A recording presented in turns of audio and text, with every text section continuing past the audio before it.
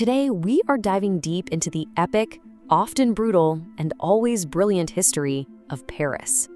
We're going on a journey from a tiny settlement on a river island all the way to the global capital of culture, conflict, and yes, revolution. So let's get right into it.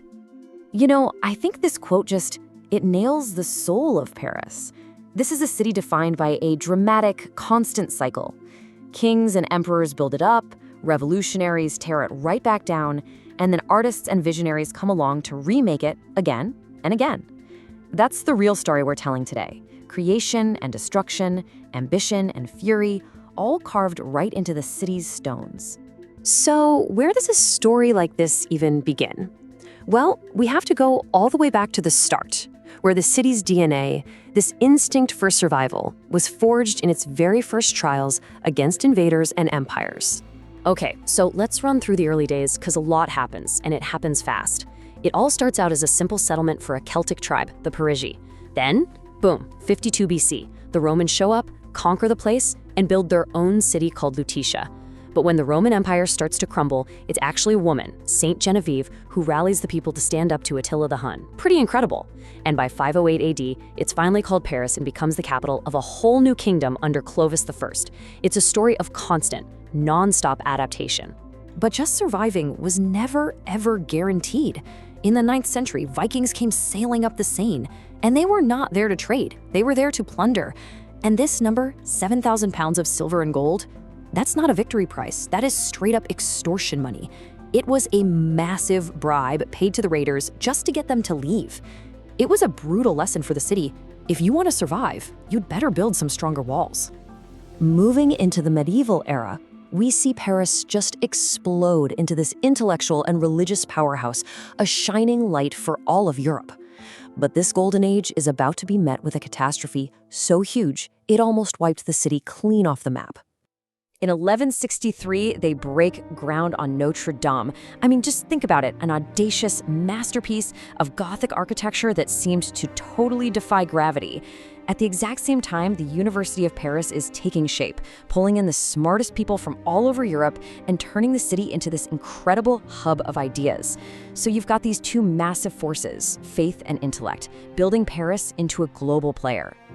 And then, it all comes crashing down. In 1348, the Black Death arrives. The scale of this is almost impossible to wrap your head around. Up to half of everyone living in Paris died. The bodies were piling up in the streets faster than they could possibly be buried. The same city that was reaching for the heavens with its cathedrals was suddenly on the verge of being completely erased. All right, this next chapter, this is where our whole theme of fire and fury just goes into overdrive. The 18th century sees Paris become the capital of the Enlightenment, a city of brilliant, world-changing ideas. But all that brilliance was set against a backdrop of medieval filth and poverty, creating a tension that was about to tear the entire country apart. So this is the crucial thing to understand, this deep division. On one hand, you've got these fancy salons where philosophers are debating liberty and the rights of man, but you step outside onto the streets and it's a completely different world. It's a world of filth, disease, and people who are literally starving. The city's cemeteries were so full they were overflowing into the streets. This just couldn't last. The anger was at a boiling point. And then it explodes. It all kicks off with the storming of the Bastille, this huge symbolic act against the king. But it escalates quickly to the public execution of King Louis XVI by guillotine. And from there, it just spirals into the Reign of Terror, where the revolution starts to devour its own people. The streets literally ran with blood. And finally, after years of chaos, a general named Napoleon Bonaparte seizes power, promising to bring back order. And out of the ashes of all that revolutionary chaos, Napoleon starts to build a brand new Paris. He's not just rebuilding, he's building monuments to his own glory, like the massive Arc de Triomphe. He also loots the great art from all over Europe, brings it back to fill the Louvre, and turns it into a museum for the people. It was a massive statement. Paris was now the cultural capital of the world, built right on the ruins of the old one. Now we get to the 19th century, which saw another radical rebirth of the city's very structure. It's a continuation of that same cycle we've been talking about. Incredible progress, but also really violent suppression. So let me ask you this. Why would you ever decide to just tear down huge parts of your own city and start over from scratch? That's the big question that defines the era of Napoleon III and his right-hand man, Baron Haussmann, who took on one of the most ambitious and, frankly, authoritarian city makeovers in all of history. And the answer is fascinating. See, there were two big motives here. The one they told everyone about was to modernize the city, bring in light, clean air, proper sewers. But there was another, much more cynical motive: control. The old, narrow medieval streets were perfect for revolutionaries building barricades during an uprising. Haussmann's new, wide, straight boulevards, they made that almost impossible, and they made it super easy for troops to move in quickly. The beautiful Paris we see today was born from both progress and a deep-seated fear of its own people.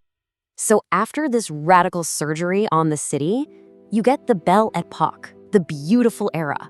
I mean, this is the Paris you see in the movies. It becomes the undisputed world capital of art and culture. The Impressionists are changing how we see the world. The Moulin Rouge opens its doors, and the Eiffel Tower rises up, which, by the way, most Parisians hated at first. They thought it was a metal monstrosity. Now it's the city's most enduring symbol. But right before that so-called golden age could begin, Paris went through one of its absolute darkest chapters.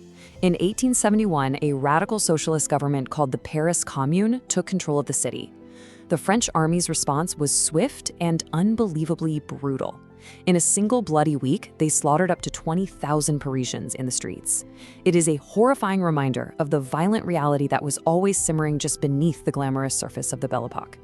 So, you might think this crazy cycle of destruction and rebirth is all ancient history, right? Well, not even close.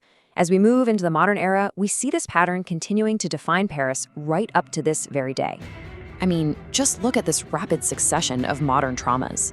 The darkness of the Nazi occupation, when the swastika flew from the Eiffel Tower, the citywide protests of May 1968 that nearly brought down the government, the horrific coordinated terror attacks of 2015, and of course, the devastating fire at Notre-Dame in 2019, which felt like a wound to the city's very soul. But after every single crisis, every occupation, every attack, the city finds a way to endure, to get back up. Its history of resilience is a story that is still being written. So what's the big takeaway here? If Paris's 2,000-year history teaches us anything, it's that this city endures. It has been conquered, plagued, burned, occupied, and torn apart by its own people, but it always, always rebuilds. It always reinvents itself. Which leaves us with one final big question. For a city that has been so constantly remade by fire and by fury, what on earth comes next?